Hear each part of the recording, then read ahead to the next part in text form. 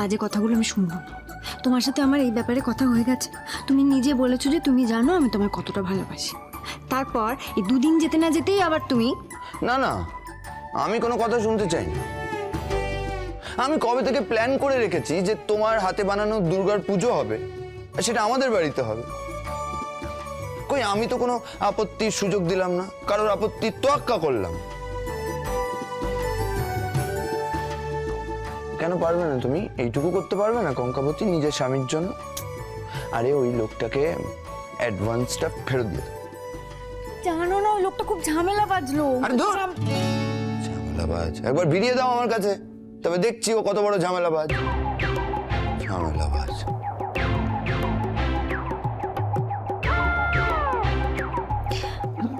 না না, তার তার কোনো দরকার নেই। ঠিক আছে, আমি আমি নিজে কথা বলে নেব লোকটার সাথে। না না, ওই লোকটার সাথে তুমি আমার পরিচয় কেন করাতে চাও না বলো তো? তোমার সমস্যাটা কোথায়? না না বাবা, তোমার মাথা যা গরম, শেষকালে কি হাতাহাতি লেগে যাবে হয়তো। না না, তাতে কি হয়েছে? অসুবিধা? ওরকম লোকেদের জন্য আমার মতো লোকই প্রয়োজন। ওদেরকে শায়েস্তা করার উপায় এই একটাই। বলছি তো বাবা, আমি আমি এনে দেবো, ওই ঠাকুরই এনে দেবো।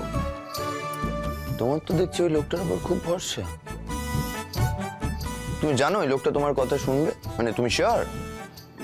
না, আমি যদি আমার ঠাকুর নাই দিই তাহলে তো আর জোর করে নিতে পারবে না। তুমি তো এক্ষুনি বললে লোকটার সাথে কথা বলবে। কি কথা বলবে? লোকটাকে বলবো যে আমি অন্য ঠাকুর করে দেবো। সে তো বলতেই পারে যে শুনবো না কথা, তার কারণ অ্যাডভান্স দেওয়া হয়ে গেছে।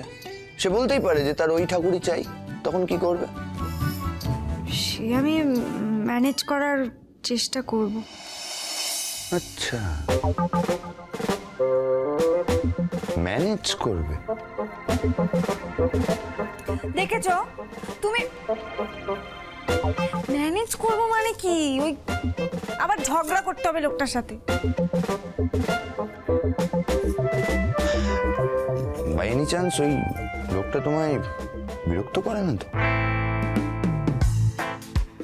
না না, বিরক্ত করবে কি? ওর সাহস আছে নাকি?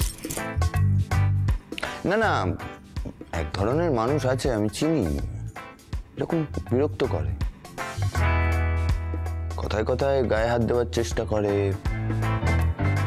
ওরা অনেক সময় কানে কানেও কথা বলার চেষ্টা করে, আমি জানি।